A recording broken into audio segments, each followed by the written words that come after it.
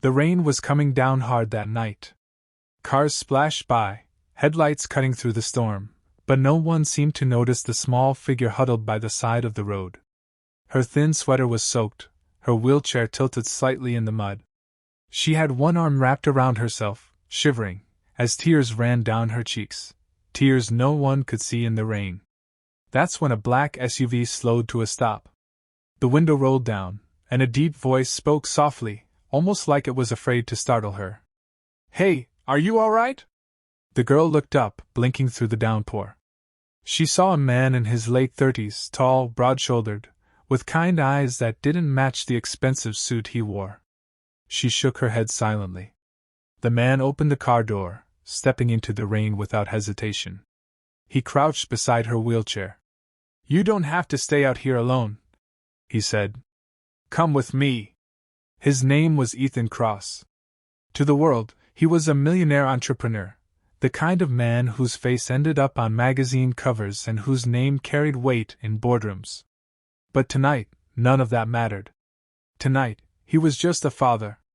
A single dad, raising his own 10-year-old daughter, Lily, after losing his wife to cancer 3 years earlier. And maybe that's why his heart broke the moment he saw the girl crying in the rain. He gently lifted her wheelchair out of the mud, secured it in his car, and helped her inside.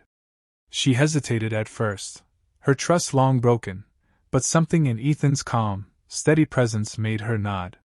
"Thank you," she whispered, her voice barely audible over the rain. Back at Ethan's home, a warm, sprawling estate on the edge of the city, Lily rushed to the door, barefoot in pajamas. "Dad! Who's this?" Ethan knelt beside the girl, looking at her the same way he once looked at Lily after her mother passed, like she was fragile but stronger than she knew. "This," he said gently, "is our guest." The girl's name was Amelia. She was 12, only 2 years older than Lily. She'd been living in a foster home, abandoned by her parents after an accident had left her unable to walk. Earlier that night, overwhelmed by loneliness and feeling unwanted, she'd wheeled herself out into the storm, not knowing where to go. Ethan listened silently, his jaw tightening as she spoke, his eyes burning with unspoken anger, not at her, but at a world that could be so cruel to someone so young. When she finished, he simply said, "Well, you're safe now." Over the next few days, something incredible happened. Amelia, who had grown used to silence, found herself surrounded by laughter. Lily braided her hair, showed her favorite storybooks, and insisted Amelia try her mom's old piano. And Ethan? He became more than just the man who'd found her. He became a steady hand pushing her wheelchair through the garden. A patient listener when she broke down about the parents who had left her. And the one who, late at night, tucked a blanket around her shoulders before she fell asleep on the couch. For the first time in years, Amelia felt like she belonged. But the world has a way of testing the good things. One morning, a knock thundered at the Cross estate. Standing there were 2 stern-faced social workers. "Mr. Cross," one said, "we understand you've taken in a child without authorization. Amelia must come with us immediately." The fear in Amelia's eyes returned instantly. Her hand gripped the arm of her wheelchair until her knuckles turned white. Ethan stood tall, his voice steady. "She's not just a child I took in. She's family now." "Sir," the social worker replied, "that's not how the system works." But Ethan's reply cut through the air like steel. "Then change the system." The battle wasn't easy. Lawyers got involved. Headlines exploded. "Millionaire businessman defies foster system." Some accused him of trying to buy a child. Others accused Amelia of being a burden. But through it all, Ethan never wavered. He wasn't fighting for charity. He wasn't fighting for publicity. He was fighting because he saw himself in Amelia, because he knew what it was like to be broken by life and forced to rebuild.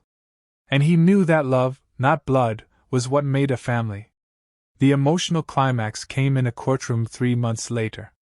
Amelia sat nervously in her wheelchair, hands trembling, as the judge asked Ethan why he wanted custody. He didn't bring up his money. He didn't bring up his mansion or his business empire. he simply said. Because when I found her, she was crying in the rain. Alone. Unwanted. And no child should ever feel that way. Not when I have a home. Not when I have love to give. The room went silent. Even the judge had to pause before clearing his throat. Weeks later, the ruling came in. Custody granted. When Amelia heard the news, she burst into tears, this time, tears of joy. She wheeled herself forward and hugged Ethan tightly. Thank you, she whispered, for seeing me when no one else did. Ethan smiled, holding back his own tears. No, Amelia. Thank you for reminding me that even the richest life means nothing without people to share it with. From then on, Ethan wasn't just a millionaire single dad. He was the father of 2 daughters, one by blood, one by love. And every time it rained, Amelia no longer felt the sting of loneliness. Because she knew she would never cry alone again.